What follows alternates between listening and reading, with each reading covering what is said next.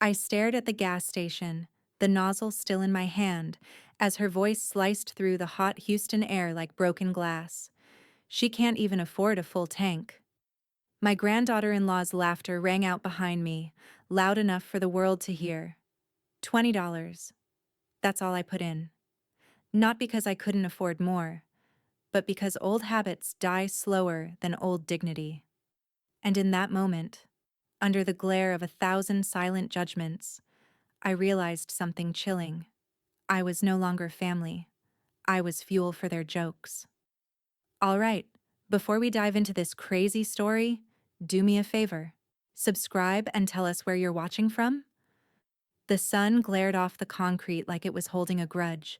Heat shimmered above the pumps, making the Houston gas station look like it might dissolve into waves of mirage at any moment.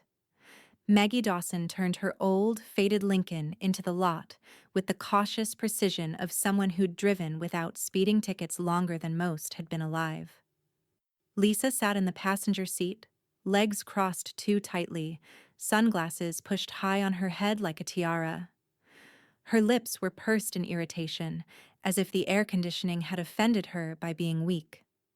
Noah, wedged in the back seat, had his earbuds in but wasn't listening to music, just trying to disappear. As Maggie pulled up to pump number 3, she glanced at the rising numbers on the price sign. Gas was up again. $4.39 per gallon. Her heart pinched a little. Every dollar counted now. Not because she didn't have it, but because she'd been raised to count anyway. "I'll just do 20, she muttered to herself, opening the door. Lisa rolled her eyes so hard it was audible. 20? What is that? Like half a tank for this boat." Maggie didn't respond. She moved slowly, deliberately, lifting herself out of the seat with a grace born of age and pride. She didn't look at Lisa. Didn't need to. Noah reached forward. "Grandma, do you want—" Lisa cut in, loud and sharp. "She can't even afford a full tank." The words landed like a slap. Not just in the car. Not just to Maggie. The line shot out into the open air, curling through the gas station like cigarette smoke, unwelcome and impossible to ignore. A young couple by pump 6 paused mid-laugh. A man in a camo ball cap looked up from his diesel nozzle. Even the country playlist blaring from the station's overhead speakers seemed to lower its volume for a beat. Maggie felt it. That creeping heat. Not from the sun, but from the sudden weight of watching eyes. The quiet humiliation that always came sharpest when it was public. She didn't defend herself. Didn't explain that she had enough. More than enough. She just inserted her card, punched in her ZIP code, and selected $20. From the small kiosk, Caleb Ortiz, the station attendant, leaned forward. He hadn't heard the whole exchange, but he'd caught enough. The way the older woman's shoulders dipped ever so slightly. The way the younger one threw her voice like she was tossing a beer can onto the sidewalk. He watched as Maggie moved to lift the nozzle, her hand trembling slightly. Not from weakness, but restraint. Inside the car, Noah's face flushed. He stared hard out the window, earbuds still in, but eyes now locked on the digital sign ticking upward at pump 3. $14.89, $15.12, $16.37. Maggie stood next to the pump, the nozzle humming softly in her hand. Gas flowed, steady and unforgiving. She looked calm, but her jaw was set, a storm behind glass. "Honestly," Lisa said loudly to no one in particular, "I don't know why we even came in this junker. Ryan could have just let me take the Lexus." Caleb stepped out of the kiosk, wiping his hands on a rag. He didn't approach, just made his presence known. An act of silent solidarity. Maggie noticed. Their eyes met, and he gave the briefest nod, like a stranger tipping his hat at a funeral. She finished pumping at exactly $20. No overage, no roundup. Returning the nozzle, Maggie paused at the trunk. It had popped slightly on the rough pull into the station. She adjusted it, smoothing it shut. As she did, a corner of a leather folder peeked out from under a blanket. She pushed it down gently, closing the trunk with both hands, almost reverently. Lisa leaned out the window with a smirk. What's she got back there? Old soup coupons and expired cat food? Maggie didn't flinch. But Caleb saw. Saw the words, property deeds, confidential, stamped in gold across the spine of one folder. Saw how carefully she'd tucked it away. Saw the glint of something not junk, but something that carried weight. Noah climbed out of the back seat, walking over slowly. He stood by Maggie for a moment, silent. "I'm sorry about her," he said quietly, eyes fixed on the pavement.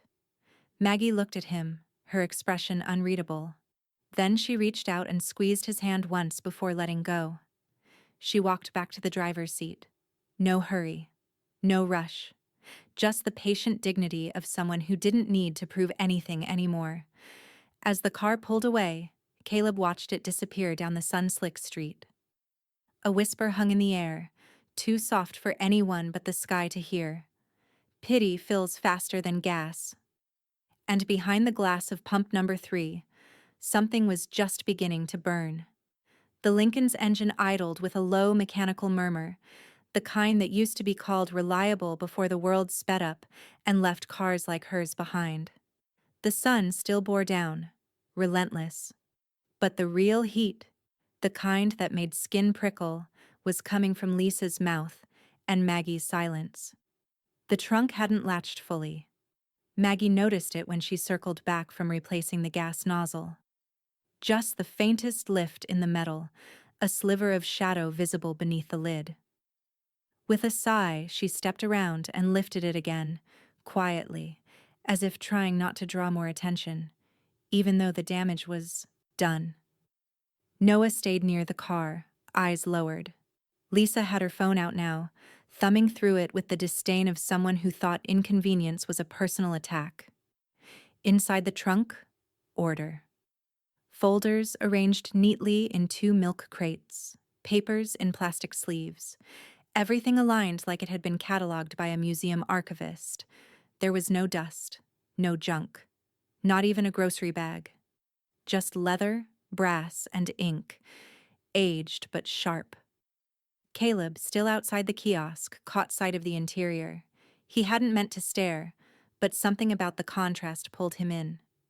The old car, the woman in second-hand sandals, and inside the trunk, power dressed in patience. Lisa leaned toward the open window, her voice shrill enough to carry. "Oh, for God's sake, is she really still holding on to all that garbage? Probably coupons from the 80s, or old phone bills. She hoards anything that makes her feel important." Maggie didn't react. But her hands, poised on the lip of the trunk, froze for half a second. Caleb squinted. From where he stood, he could just make out the topmost folder. Burgundy leather, worn at the corners. Gold-embossed letters read, "Property deeds, confidential." Not junk. Not even close. He exhaled slowly and took a step forward. Not to interfere. Just to make sure no one else saw what he had. Maggie's fingers trembled slightly as she adjusted the folder, nudging it deeper under the others. Her eyes flicked up and caught Caleb's gaze. For a fraction of a second she looked exposed, like someone who'd been walking confidently until they realized their dress had torn in the back. Caleb didn't look away. He offered a tiny nod, the kind that said, "I saw it. I get it. I won't say a word." Maggie nodded back, barely, and lowered the trunk with a soft click. The metal met the latch cleanly this time. No gap. No evidence. Lisa let out a sarcastic snort. "See? Paper Queen. You know, maybe if she sold some of that crap, she could actually fill her tank for once." Maggie turned then, not quickly, but with that kind of quiet finality that made even Lisa hesitate for a breath. "I'll drive," she said flatly, opening the driver's side door. Lisa blinked behind her sunglasses. "Excuse me? You heard me." "I'll drive." Maggie looked at Noah. "Get in." Noah obeyed without a word. Lisa scoffed, climbing back into the passenger seat. Whatever. Just don't stall it in traffic. Maggie settled behind the wheel and adjusted the mirror, not to see the road behind her, but to catch a final glimpse of Caleb. He stood by the kiosk, rag slung over one shoulder, watching her with a calmness that didn't match his youth. As she put the car into gear and pulled out, his voice didn't follow her. But something else did. Something unspoken. Something heavy. A whisper rose in the thick Houston air. Junk today, evidence tomorrow. And just behind Maggie's eyes, something sharp and ancient began to stir. A memory. A promise. A plan. The house was still. Not quiet, still. That certain kind of silence only old homes carried, where floorboards remembered every footstep and windows settled into their frames like they were bracing for news. Maggie Dawson closed the door behind her and leaned against it for a breath. The leather folder sat in her hands like a warm brick, heavy, worn, and humming with a kind of tension that had outlived the man who'd packed it. She moved into the living room. The house smelled of lemon polish and aging wood, a scent that had lingered long after her husband died, like the home refused to forget who built it. At the coffee table, she laid the folder down, then went to the kitchen to pour herself a glass of iced tea. No sugar, just lemon. Her hands were steady now. The kind of calm that came after humiliation curdled into quiet resolve. She returned and sat on the floral love seat, one foot slipping out of her orthopedic sandal as she reached forward and unclasped the folder. The leather creaked open. Inside, file after file, each labeled in her husband Walter's precise handwriting. Block letters, all caps. Clear Lake Cabin, title, Pine Oaks, oil shares, CDs, First Texas Credit Union, securities, dividend notes. Her breath hitched. She pulled each document out with the same reverence she might give to a box of old love letters. These weren't just assets.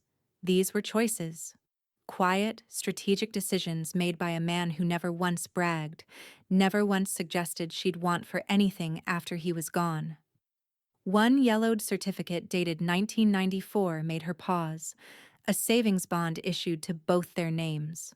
She did the math in her head, her brows knitting. It had more than tripled. Another envelope held a shareholder statement from a regional oil co-op. She had no idea they still owned any of it. Tucked inside the back pocket of the binder was a letter, folded once, aged at the corners. She didn't open it yet. She couldn't. Maggie leaned back, letting the folder rest in her lap. Sunlight filtered in through lace curtains, casting soft patterns across her skin. Her phone buzzed. A message from Noah. I'm sorry about Mom. That wasn't right. You didn't deserve that. Maggie stared at the words for a long time, not just the apology, but the fact that he had sent them at all. She tapped a reply, paused, deleted it. Instead, she typed, "Tell your father I made stew. There's plenty." She set the phone down, then looked at the spread of documents once more. Pages and proofs of a life built with care. Never flaunted, never dangled. And certainly never handed to the ungrateful. Lisa had laughed about a half tank of gas. Maggie reached out and stroked the folder's cover, her fingers brushing the gold-stamped edge. The weight of it made her chest swell, not with pride, exactly, but with a grounded sense of ownership, of knowing. He left me more than memories, she whispered. She set it to the room, to the dust, to Walter maybe. She had stayed quiet for years, not out of weakness, not from fear, but because she believed in giving people the benefit of time, of decency. Lisa had burned that bridge one sarcastic gallon at a time. Maggie closed the folder, realigning the papers precisely. No need to rush.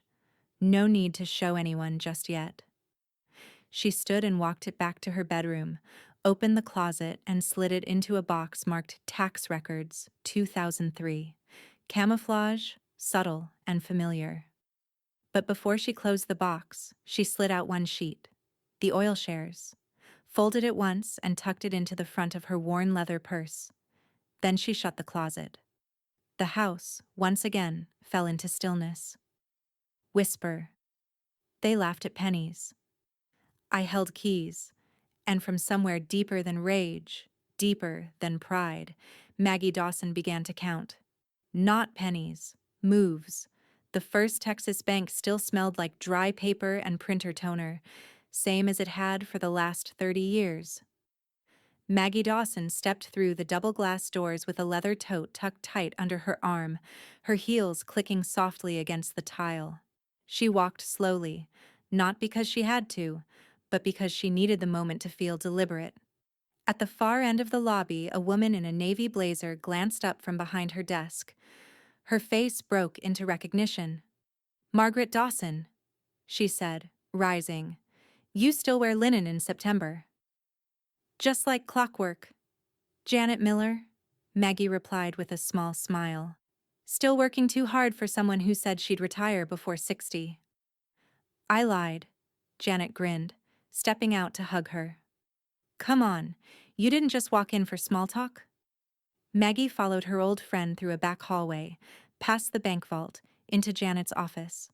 A quiet corner behind a thick oak door. It was cool inside, the thermostat always set a little too low, the leather chairs stiff and unsat in. Maggie didn't sit yet. She set the tote down gently on the desk and unzipped it with care. "What's this?" Janet asked. Maggie pulled out a bundle of files, each clipped and labeled. Her hands moved with the confidence of someone trained to keep records straight. No chaos here. No confusion. She slid one folder across. Janet opened it. Her expression shifted within seconds, casual interest flattening into a stunned stillness. She flipped through the pages slowly, then faster, then back again to the front. "Where did you get these?" she asked. "My trunk," Maggie said, smoothing her skirt as she finally took a seat. "Walter packed it all before he died. I found it a week ago." Never thought much of it until recently. Janet blinked. "Maggie, these aren't just some old bonds or land titles. These are active. Some haven't been claimed in years. That oil. Co-op alone? Their shares have exploded." She reached for another folder, then another. Maggie watched her thumb through decades of modest fortune that had quietly multiplied. Janet sat back in her chair, a stunned breath escaping her lips.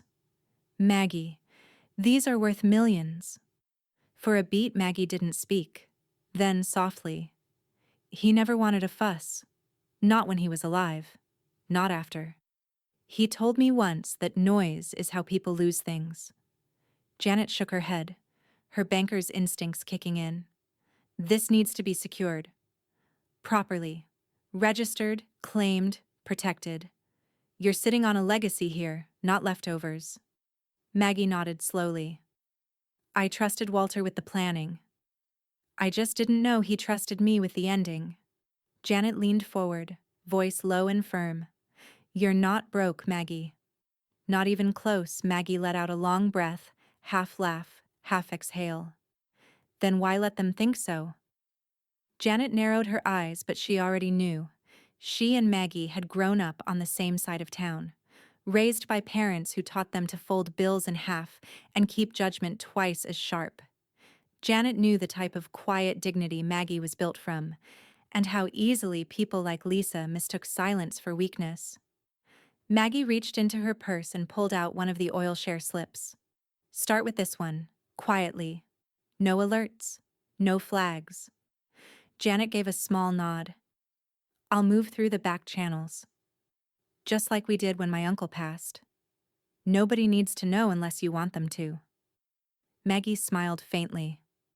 "For now, I don't." The office fell quiet again, the kind of hush that comes not from lack of words, but the weight of new knowledge. Maggie stood, gathering the remaining folders back into her tote. "I'll come back with the rest. Little by little. There's no need to carry everything at once." Janet walked her to the door.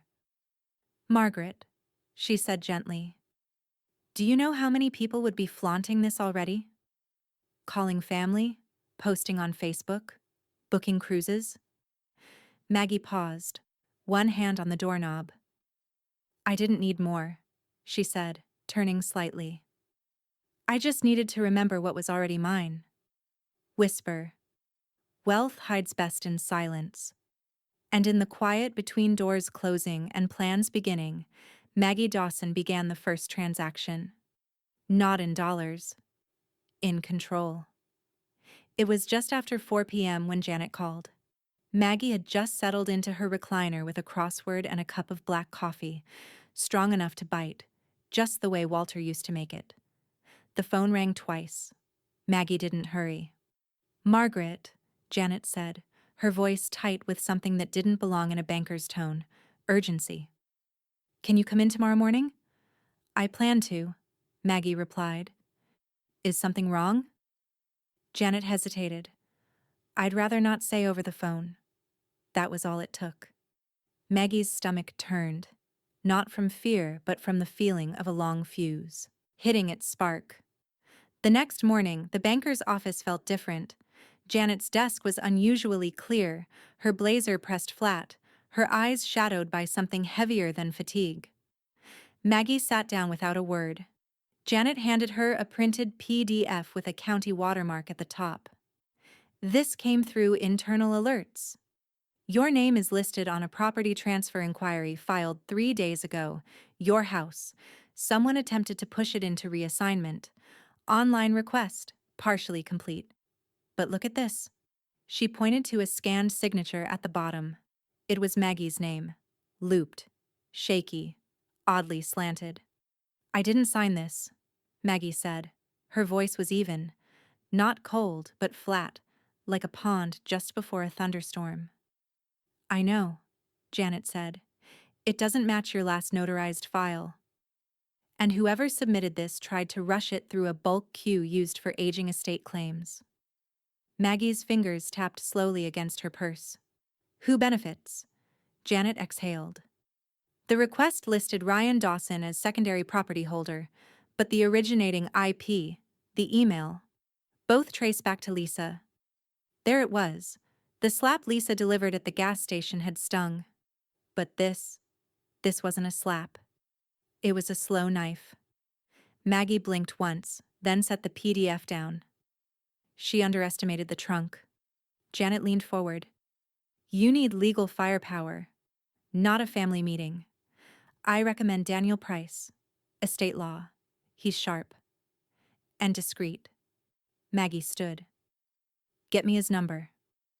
By early afternoon, Maggie was seated across from Daniel Price, a man with wire-rimmed glasses and a voice like sandpaper smoothed by time. His office smelled of legal pads and old walnut. He examined the fake signature with surgical precision. Common forgery tactic. Mimics aged tremor, hoping banks and courthouses won't question it. But this? He tapped the tail of the G in Dawson. Sloppy. Someone Googled how old people write. Maggie didn't flinch. Can it be stopped? Already is. I'll file a cease and desist today. Then we freeze any future transfer attempts. You'll want a formal audit of your property records and a fraud flag attached to your name. He glanced up. Do you want to press charges? Maggie hesitated. Not because she was unsure, because she was deciding where the first brick would fall. Not yet, she said. But it's time to open the trunk wider. Daniel smiled, just a twitch at the corner of his mouth. He'd seen this kind of woman before, the ones people thought were tired when they were simply waiting. Later that evening, just after sundown, Noah showed up at her front door. He didn't knock. He just stood there, staring at the wreath she'd hung in the spring and never taken down. Maggie opened the door before he rang the bell. Come in, she said softly. He did. Shoes off without asking. No earbuds. No phone. They sat in the kitchen. She poured sweet tea this time. For him. Noah looked down into his glass. She's trying to take the house. Maggie said nothing. I didn't know until yesterday. I heard her on the phone with some notary. She was bragging that she got your signature handled. Said it was half done already. His voice cracked. She didn't even say your name. Maggie reached over, placed a single finger on the table beside his glass, not to touch him, just to let him know she was still there. She wanted to erase me, Maggie said quietly. Noah looked up. I'll erase her plan. He nodded. What do you want me to do? Maggie stood, walked to the hall closet, and returned with a dusty briefcase. Brushed it off like she was waking up something old. Tell your father to stop ignoring me. Then watch her closely, every word, every message. You hear something again. Bring it here. Noah's throat tightened. Okay. Maggie opened the briefcase. Inside were the next files. Folders with unclaimed property receipts, a typed letter to the title office, and, quietly tucked beneath, a flash drive labeled simply, Contingency. Whisper, she wanted to erase me. I'll erase her plan, and this time it wouldn't be with ink. It would be with witnesses, paper, and timing. The copy of the forged deed lay under the soft glow of Daniel Price's desk lamp, the fake signature catching light in a way that almost made it look real. Almost. He leaned in, adjusting his glasses slightly as his pen hovered, not writing, just tapping. They even used blue ink, he muttered. That's the detail people forget. Most think forgery means calligraphy. It's actually timing and texture. Maggie sat across from him, hands folded in her lap, calm, centered. But her eyes had that distant sharpness again, like a hawk pretending to be a garden bird. Daniel rotated the page toward her. Whoever signed this tried to mimic a tremor. But the slope is inconsistent.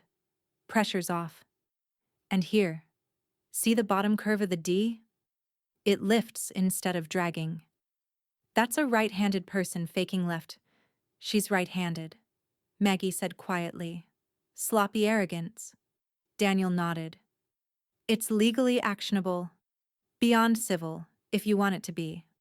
But for now, I've prepped a cease and desist. He slid the draft letter across the desk. It was already signed, already sealed. She'll receive it by certified courier tomorrow morning. No more quiet attempts. Any movement on the deed now flags statewide. Maggie picked up the letter and read the first line.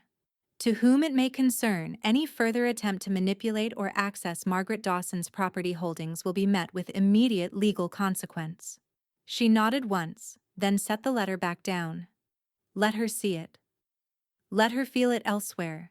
The sun had already started to dip behind Houston's suburban skyline when the courier knocked. Lisa opened the door in a silk robe, holding her phone in one hand and a glass of rosé in the other. She signed without reading, then caught the embossed letterhead. Legal? She muttered, tearing the envelope open with a flick of a manicured nail. As her eyes scanned the first few lines, the color drained from her cheeks. The wineglass trembled, then slammed down on the foyer table. What the hell is this? She shouted, voice cracking against the polished walls. Ryan shuffled in from the den, remote still in hand. What's going on? Lisa spun on him. Your mother hired a lawyer. She's accusing me of trying to take her house. Ryan blinked. Are you? Lisa scoffed. You're seriously asking me that? I'm asking because I haven't been part of any of it, he said, voice unusually firm. You keep doing things behind my back, and then we all pay for it. I was protecting us, she barked. She's old, Ryan. She doesn't need that house. You think she's going to live forever? You forged her signature. The room went silent. Lisa's lip twitched. It was just a form. Just to start the process. I didn't submit it, but you meant to. She looked away. You're missing the point. No, Ryan said, dropping the remote onto the couch. I think I'm finally seeing it. Lisa's expression cracked. anger fracturing into something raw and defensive. You'd rather be on her side? I'm on the side of not breaking the law. She stormed out of the room, heels pounding against the floor. Ryan stood in place, staring down at the cease and desist letter, which now lay open on the floor like a line drawn in sand. Back in Daniel's office, Maggie's phone buzzed once on the table. A text from Noah. She saw the letter. She's losing it.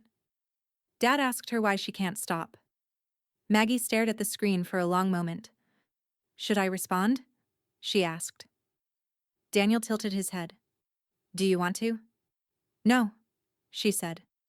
Not yet. She placed the phone face down. This isn't the kind of fire you put out. It's the kind you let burn until it reveals the smoke. Whisper. Because greed doesn't pause. And as one house shook with rage, another woman quietly prepared her second strike. The front door creaked open with a push too forceful to be polite. Maggie didn't flinch. She stood in the hallway, folded laundry in her arms, watching as Lisa swept inside like she owned the floor beneath her heels. No knock, no call ahead, just entitlement dressed as urgency. I'm not here for tea, Lisa announced, scanning the living room with contempt. Don't bother pretending you didn't send that letter. Maggie set the laundry down on the hallway bench with slow precision. You were told to stay away from anything concerning my property. Lisa's eyes flashed. You don't get to threaten me.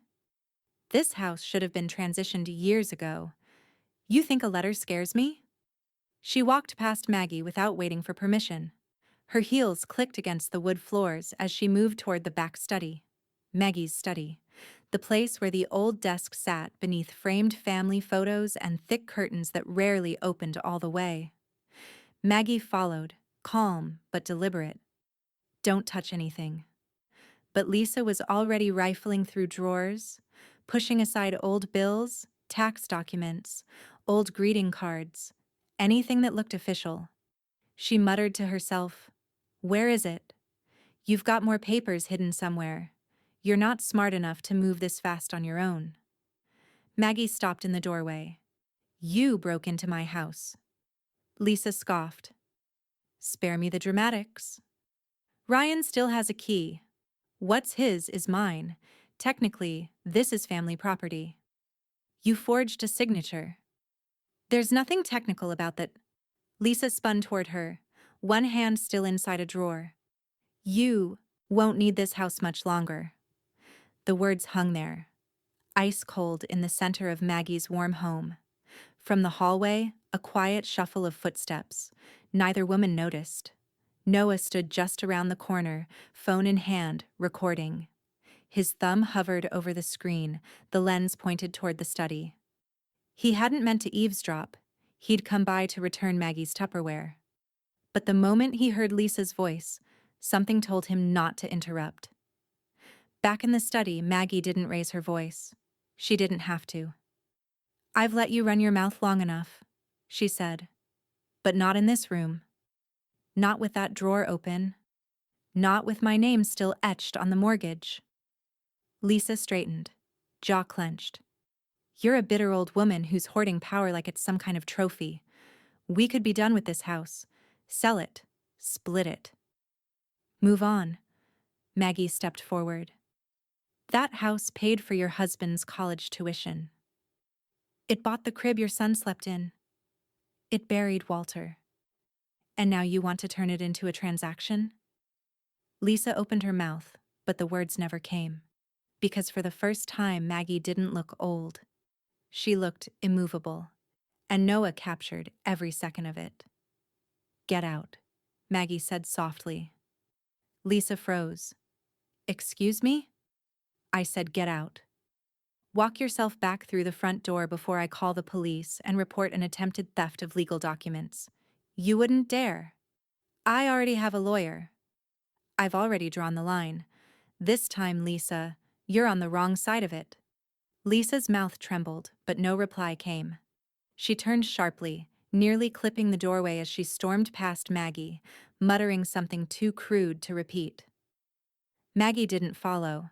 She just listened, heels pounding down the hall, the front door slamming shut with a metallic snap. Silence returned. A deep, earned silence. Then a soft voice behind her. "Grandma?"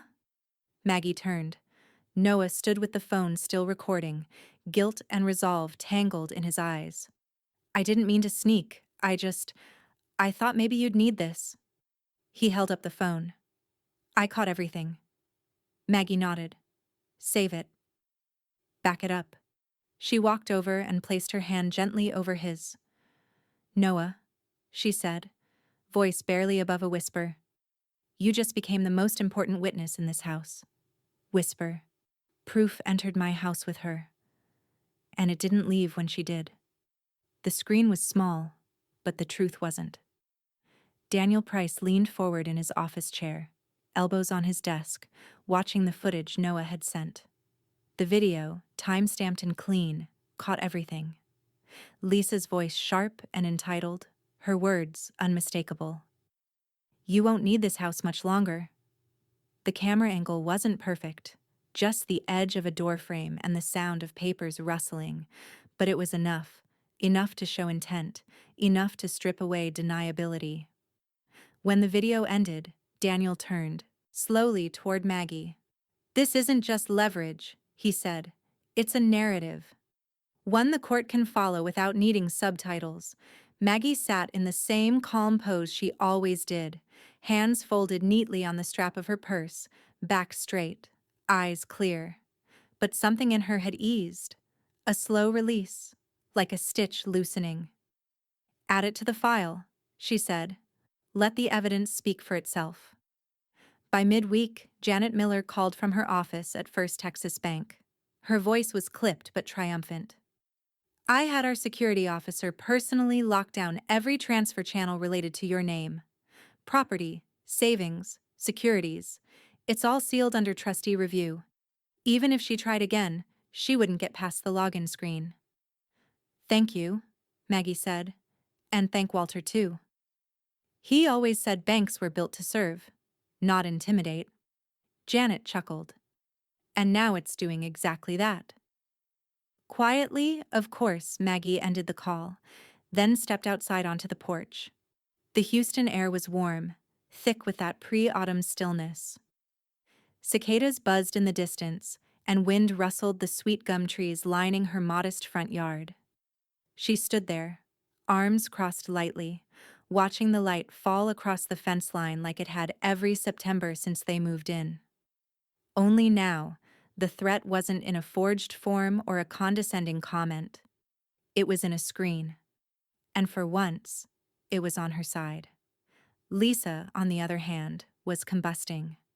Her latest Facebook post hit late that night. A rambling rant, posted from her tablet, lit only by the glow of the bedroom lamp Ryan had unplugged hours earlier. "So, apparently, old people can hire lawyers now. Just hilarious how the same woman who couldn't fill a tank of gas last week is suddenly pulling legal stunts. Some people need a hobby, or a nursing home." The post was public. So were the comments. One neighbor replied, "You mean your mother-in-law? That's kind of gross."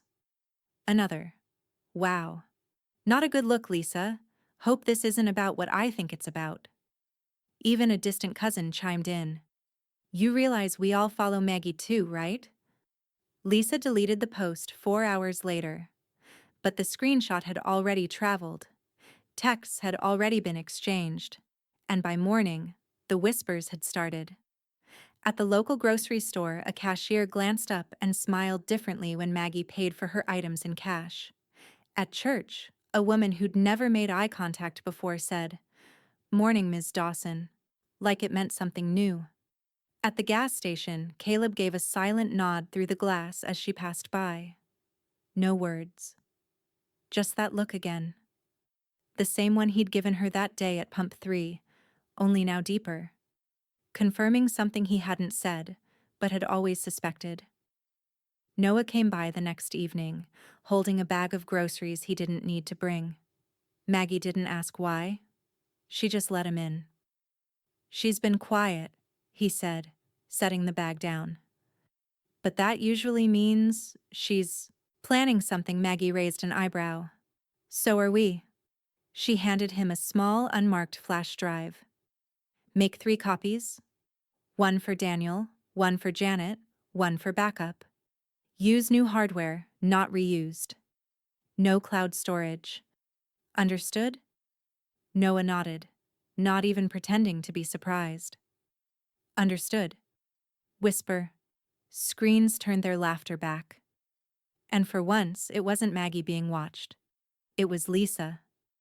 Daniel Price cleared a spot on the long conference table, rolling up his sleeves as he began to line up the files like chess pieces. Let's walk through it again, he said, tone calm but urgent. Start to finish. I want to hear it from you, like the judge. Will. Maggie sat across from him, hands clasped loosely in her lap, posture straight. Her linen blouse had been pressed that morning, and the gray streak in her hair was twisted into a no-nonsense bun. But beneath the surface, her pulse ticked like a metronome on edge. On the table in front of them lay everything. The forged signature, the video of Lisa's outburst in the study, the property deeds, original and untouched, the stock and oil share statements from Walter's private investments, and a yellowed, handwritten letter from Walter himself, still unopened. Maggie had brought it, just in case. Daniel moved through the folders with methodical precision. Video comes last. Impact piece. You start with facts, foundation, deeds, dates. Your voice carries more weight than any screen. I haven't spoken in court since Walter and I finalized our will, she said, adjusting her glasses. And that was 30 years ago. He looked up. You'll be fine. You don't need to shout to be heard. Maggie nodded, but her jaw tightened. For all the dignity she carried, this was the one thing that rattled her. Being seen on someone else's terms. Daniel tapped a page gently. Read this line aloud. The one where you claim your financial independence. She took the paper, glanced at it, and hesitated. Then, with a steady voice, my husband and I made deliberate financial choices. These assets were never shared, never promised, and never transferred. They remain mine, not because I cling to them, but because I protected them. Daniel gave a short nod. Good. Again. Slower. That evening, back at her house, Maggie rehearsed it again alone. The dining room table was cleared, the chair at the head, Walter's, left empty. She spoke into the stillness. Practiced the line about the trunk, the paperwork, the intention. She caught herself stuttering once, then started over. The next day, Noah stopped by after school and dropped a flash drive into her palm. All 3 copies done? One's encrypted. Maggie smiled faintly. Your grandfather would have liked you. He did, Noah said. He just didn't say it out loud. Maggie reached into the folder nearest to her and pulled out a printed witness form. I'm thinking about adding someone else to testify. Not family. Someone neutral. Noah raised an eyebrow. Like who? At exactly 6 p.m., the bell above the gas station door chimed, and Caleb Ortiz looked up from the register. Maggie stepped inside, her purse tucked under her arm, papers in hand. He smiled. Pump 3, lady, you running low again? Not this time, she replied, but I was hoping you'd be willing to speak on something else. Caleb blinked. Okay? She set a single photo on the counter. It was a freeze frame from the surveillance footage, her open trunk, with folders just barely visible, time-stamped and dated. You saw them. You remember? He nodded slowly. You mean that day your daughter-in-law said... He cut himself off. Yeah, I remember. There's a hearing, Maggie said, voice quiet but firm. You're not obligated. But if you'd be willing to say what you saw, what you heard, it could help establish that I wasn't hiding anything. That these documents were legitimate from the beginning. Caleb considered it for only a beat. Yeah, he said. I'll do it. Maggie exhaled in relief, something easing in her shoulders. Thank you. You know, Caleb added, a lot of people walk around that station like the whole world owes them something. You're the first person I've seen who looked like she was owed nothing, and still walked like she owned the ground. Maggie smiled, but her eyes glassed just slightly. Kindness comes from corners we forget. Back home that night, she placed the witness forms into the final folder. Labeled it, Hearing Prep. Final. She sat back, surrounded by quiet, the kind that no longer felt like loneliness, just readiness. Whisper. Trunk will speak. And when it did, it wouldn't whisper. It would roar. The courtroom smelled of disinfectant and old wood. Light filtered through narrow windows, slicing the room into rows of tension. Maggie Dawson sat quietly at the plaintiff's table in a crisp gray suit, her only one, saved from Walter's funeral. Her hands rested on a manila folder labeled Dawson Verses. Dawson Daniel Price leaned in. Just speak plainly. No theatrics. Let the paper speak louder than the people. Maggie gave a single nod. Across the aisle, Lisa wore black like she was attending a memorial, hair slicked into a severe bun, lips outlined with perfect red precision. Her attorney, young, overconfident, flipped through a stack of notes he hadn't written himself. Ryan sat behind her, shoulders slumped, silent. The judge entered. Honorable Virginia Conrad, a woman with a reputation for patience and razor-sharp recall. She adjusted her glasses, scanned the docket, then looked up. We're here today to hear the matter of unauthorized property transfer and guardianship challenge filed by Lisa Dawson against Margaret Dawson. Maggie didn't react, but inside her purse, her fingers touched the spine of Walter's unopened letter like it was a rosary. Lisa's attorney rose first. Your Honor, my client believes Mrs. Dawson is no longer capable of managing her estate. There have been recent incidents of forgetfulness, confusion, emotional volatility. She hired counsel. Judge Conrad cut in, raising an eyebrow. Filed responses on time, supplied organized documentation. Doesn't strike me as confused. The attorney cleared his throat. We'd like to submit a statement of concern based on her age and request a temporary reassignment of property authority to Mr. Ryan Dawson, her only child. Ryan shifted uncomfortably. He looked at the floor, said nothing. Daniel stood slowly, calm and deliberate. We'd like to respond with physical evidence, Your Honor. Documents retrieved from Mrs. Dawson's personal records, properly maintained and witnessed, along with third-party statements. Proceed, said the judge. Daniel opened the trunk file like a surgeon lifting a scalpel. First, the deeds, dated, signed, unaltered. Then, the stock statements, legally hers. Then, the forged signature with expert commentary. And finally, the USB. He handed it to the court clerk. Exhibit E, a recorded conversation inside Mrs. Dawson's home, captured by her grandson. Lisa Dawson admits intent to remove Mrs. Dawson from the property. Quote, "You won't need this house much longer." Lisa's mouth twitched. Judge Conrad leaned forward. Play the file. The courtroom speakers crackled. Then, Lisa's voice. Entitled, Careless, Undeniable, Maggie's calm response, and the silence after. The recording ended. The room held its breath. Lisa leaned over to whisper to her attorney, but the judge was already speaking. Mrs. Dawson, she said, turning to Maggie, do you wish to speak for yourself? Maggie rose slowly. No paper, no theatrics. My husband and I built our life quietly. We worked. We saved. I never wanted more than what we earned, and I never gave permission for any of it to be taken. She glanced at Lisa. Some people confuse silence for surrender. But I have always been watching, and I have always known what was mine. Then she sat back down. The judge turned to Lisa. Do you deny this recording is yours? Lisa stood too quickly.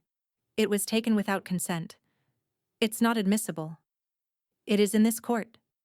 Your voice. Your words. Lisa sputtered. She's old. She doesn't need. Sit down. The words cracked across the courtroom. Even Ryan jumped. Lisa sat. Judge Conrad looked at Daniel. The court finds no merit in the competency claim. All evidence supports Mrs. Dawson's continued authority over her estate. She turned back toward Lisa. In light of the forged documents, the court is referring this matter for criminal investigation. Fraud, misrepresentation, and unlawful attempt to obtain property from a protected individual, Maggie exhaled. Just once. Lisa's face went pale. Her attorney leaned away.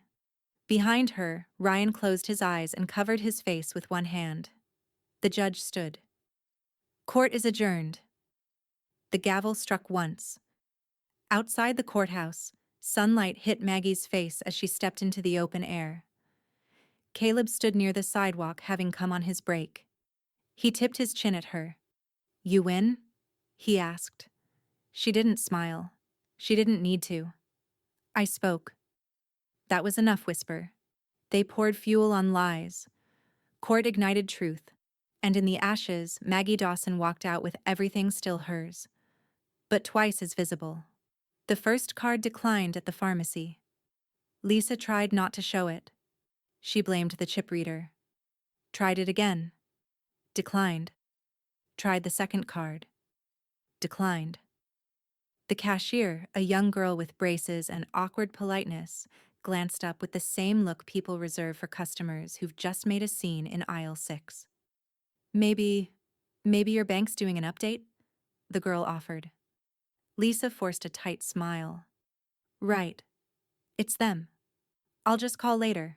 She abandoned the vitamins and beauty serum on the counter and walked out like she wasn't running. The second card failed at brunch. She and 2 friends were at a rooftop cafe in Midtown, halfway through mimosas, when the server returned with an apologetic face and a phone in hand. I'm so sorry, ma'am. Do you have another method of payment? It's not going through. Lisa could feel the color rise in her cheeks. Try again. It's a corporate card. The server gave a shallow nod, disappeared, then reappeared. Still no dice. One friend looked uncomfortable. The other picked at her salad. Lisa excused herself early. She didn't finish her drink. By nightfall, the financial gravity finally dropped. She stood in the living room holding a stack of credit cards like they'd all betrayed her. Ryan, she snapped, what the hell is going on? Ryan looked up from the couch where he'd been nursing a headache with an ice pack and silence. Maybe you should call your bank. Oh, I did. They said our accounts were flagged. Transactions frozen pending investigation. Your name is on those too, by the way. Yeah, he muttered. That's how marriage works. Lisa's eyes narrowed. Don't you dare pin this on me. Ryan stood up. Lisa, you forged her name. You walked into that courtroom and humiliated yourself and me. And now you're surprised that there are consequences? You were supposed to back me. I was supposed to trust you. I don't. The words hit harder than he expected. Lisa didn't speak. She just stared at him like he'd just chosen exile. And maybe he had.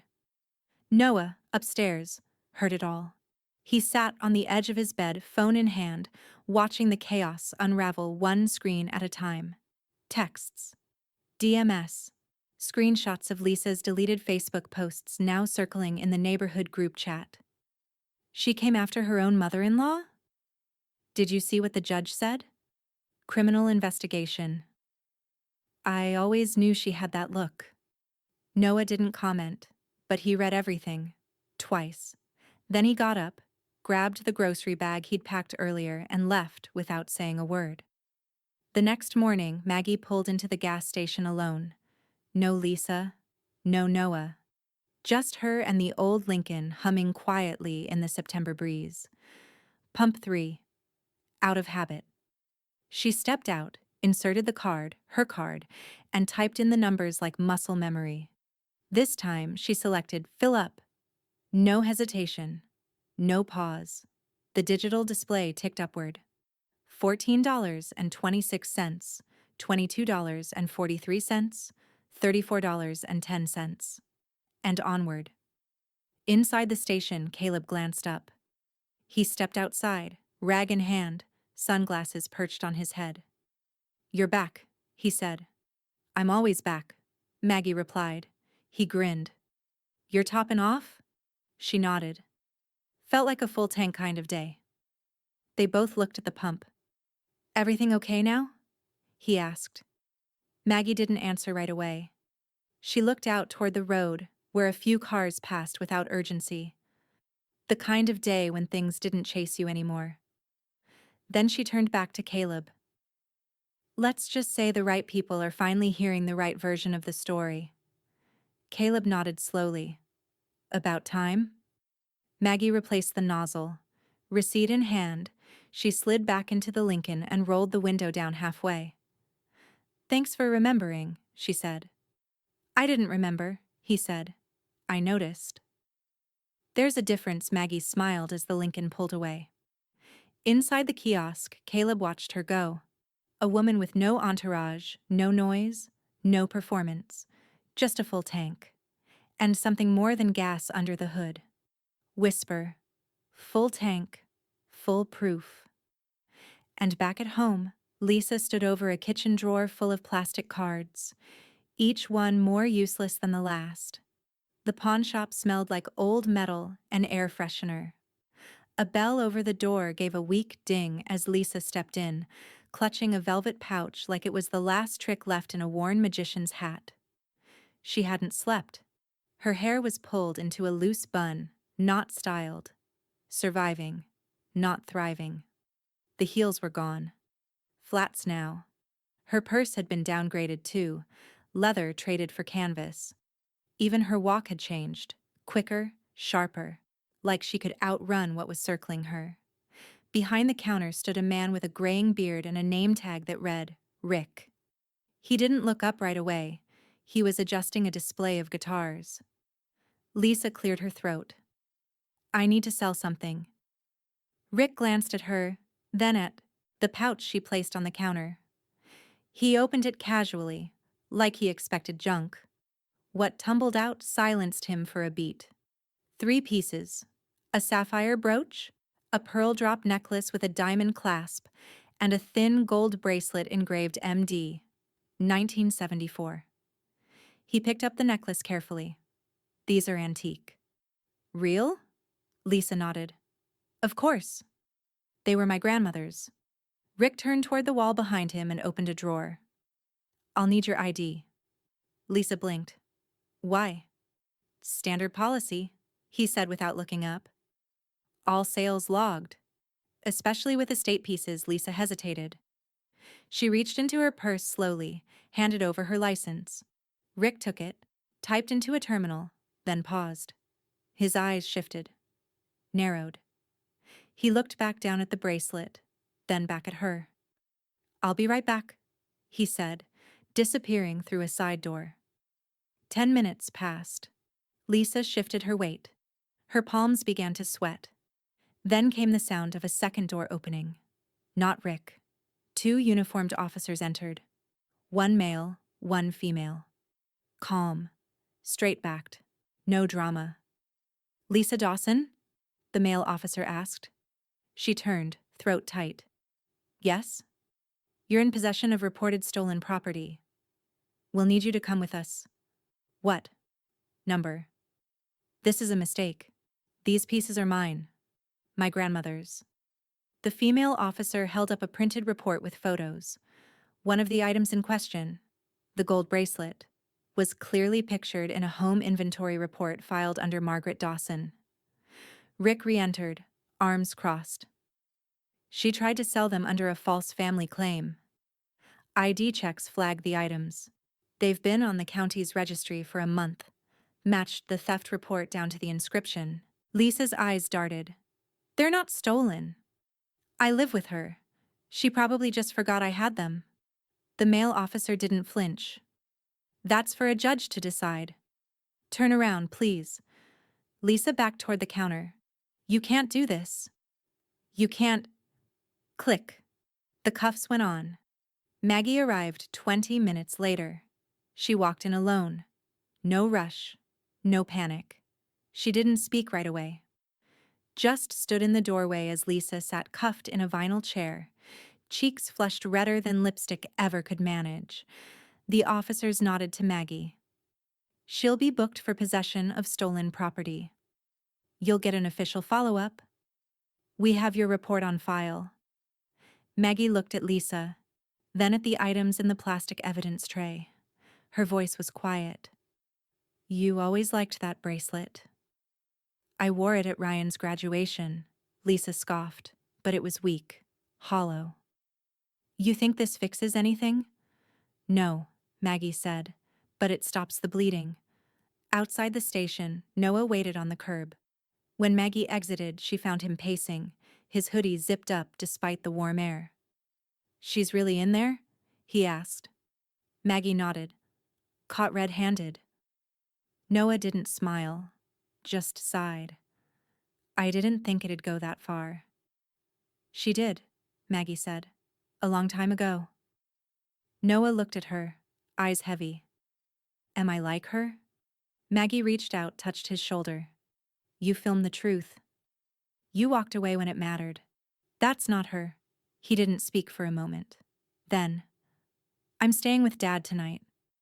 But I'll come by tomorrow. Help with the attic, like we planned. Maggie nodded. I'll be there. Whisper. Jewels glittered brightest in cuffs. And in the fluorescent wash of a police station hallway, the value of everything had finally come into focus. The community center had never looked like much. A low-slung brick building tucked between a strip mall and a shuttered bakery, it had always felt more like a leftover than a landmark. But today, there were folding chairs on the lawn, banners strung between the windows, and someone had finally trimmed the hedges. The sign out front read, Senior Advocacy and Empowerment Day, hosted by Mayor Fulton. And beneath it, Special Recognition, Margaret Dawson. Maggie arrived just before noon, ushered in by Daniel and Janet. She wore soft navy, hair curled gently at the ends, a brooch pinned to her lapel, the one Lisa hadn't managed to steal. The auditorium hummed with chatter. City officials, volunteers, curious neighbors, and plenty of seniors in everything from orthopedic sneakers to Sunday best. Near the podium, Caleb stood with a clipboard and a drink in hand, trying not to look nervous. He spotted Maggie across the crowd and gave her a quiet salute with his cup. You ready for this? Janet asked. Maggie's eyes moved across the crowd. I don't know, she said softly. But I showed up. That's usually enough. A microphone squealed, then steadied. Mayor Fulton, a rotund man with a deep Southern cadence and a genuine smile, stepped forward. We're here today, he said, to honor those in our community who've lived long, fought hard, and stayed standing, especially when folks tried to knock 'em down. A ripple of laughter. He continued. And no one fits that better than Ms. Margaret Dawson, whose recent legal case reminded this entire town that age isn't a weakness. It's an archive. Applause followed, polite at first, then building. Maggie stood only when prompted. She didn't wave, she didn't rush. She simply walked to the stage, her heels clicking softly, her eyes steady. But before she could speak, Mayor Fulton lifted a hand. Before we give her the mic, a few people asked to say a word or two. Friends, witnesses. First was Caleb. He approached the podium awkwardly, rubbing the back of his neck. I don't know how I ended up part of all this, he began. But I saw something that day at the gas station. Not just folders in a trunk, not just documents. I saw a woman getting mocked and staying steady. She didn't fight back. She didn't yell. But she held the line.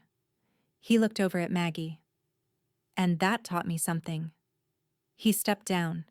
Maggie gave him the faintest nod. Next came Janet. I've been in banking over 30 years, she said. I've seen people hide money, spend it, waste it, worship it. But Maggie Dawson? She guarded hers. Not out of greed, but out of principle. And when the time came, when someone tried to take what she built, she didn't just protect it. She taught us all how to now. The applause had weight. Mayor Fulton returned. And now, Maggie, the floor is yours. She took the podium without notes. The crowd quieted instinctively. I'm not used to microphones, she began. I'm not used to applause either. Most of my life, I've tried to avoid both. A few soft chuckles. I didn't come here to talk about my case. The court handled that. What I want to say is simpler. She glanced out, found Noah in the front row. People assume when you get older, you fade, that your voice softens, that your time has passed. She paused. But sometimes, silence isn't surrender. It's storage. Her voice didn't rise, but the room leaned in. We hold on to things. Not just money, but memory, patience, strategy, and sometimes, justice. She stepped back from the mic. Applause thundered this time, the kind that wasn't polite. It was earned. As Maggie stepped down, Noah stood. Without hesitation, he wrapped his arms around her, right there in front of everyone. A full, unguarded hug. She didn't flinch. She held him. In the back of the room, someone whispered, "That's her grandson, right?" "Yeah," another replied. "Smart kid. Caught the whole thing on video." A third voice murmured, "Wish my mama had a backbone like that." Maggie heard none of it, but somehow she felt all of it. Whisper, burden turned into backbone. And in a room full of eyes and microphones, Margaret Dawson became more than a woman. She became the story, and this time it was hers. The tires whispered across the familiar concrete as Maggie Dawson pulled into pump 3. The same pump, the same station, but not the same woman. The Lincoln idled softly as she stepped out. Her steps were slow, not with age, but with the weight of something finished. Like the exhale after the last note of a long song. No heels today. Just comfort shoes that didn't pinch, and a pale yellow blouse Walter used to call her sunshine armor. The early October air brushed warm against her cheeks, carrying a breeze that smelled faintly of gasoline and blooming lantana. Maggie walked inside, crisp $20 bills folded in half, tucked neatly between her fingers. Caleb looked up from behind the counter, caught her reflection in the convex mirror above the snack aisle. A smile crept across his face before he even turned. "Well, well," he said, stepping out from behind the register, wiping his hands on a rag. "If it isn't the lady of the hour?" Maggie held up the bills. "Full tank, please." "Cash." He grinned. "Pump 3's already reset." She slid the money across the counter. "Still keeping it quiet?" he asked. Maggie shrugged gently. Noise was never the goal. He handed her the receipt, crisp and unsigned. "Full circle, Ms. Dawson." She paused at the door, gave him a nod. And not a drop wasted. Outside, she filled the tank herself. No hesitation, no sideways glances. A silver SUV pulled up 2 pumps over. A woman in scrubs stepped out, glanced over, and did a double take. "Ms. Dawson?" the woman called gently. Maggie looked up. "I saw you on the news live stream," she said, walking closer. "That speech. I showed it to my daughter. Told her that's what strength looks like." Maggie gave a soft smile. "Thank you. You showed everyone what it means to stay standing," the woman added. "Even when your own family tries to knock you down." Maggie didn't respond with words. Just a small nod and a look that said, "I know." As the woman returned to her pump, another car pulled in. The door opened. Noah stepped out, hoodie loose around his shoulders, phone in his back pocket, carrying nothing but a reusable grocery bag with 2 apples and a loaf of bread sticking out the top. He walked up beside her. "I was just swinging by," he said casually, though his eyes were set with purpose. "You came at the right time," Maggie said. They stood in silence for a moment, the pump clicking steadily, dollar signs spinning upward. "People at school are still talking," he said finally. "Some said I exposed my family. Others said I saved it. And what do you think?" she asked. He looked down. "I think I said things I shouldn't have." Parroted, her tone. "Laughed when I shouldn't have. I didn't know what I was helping to build until it cracked." Maggie reached out, not with a lecture, but a hand gently brushing his shoulder. "You learned. That's more than most ever do." He met her eyes. "I'll never repeat her words again." "Good," she said softly. "Repeat mine." The pump clicked. Full.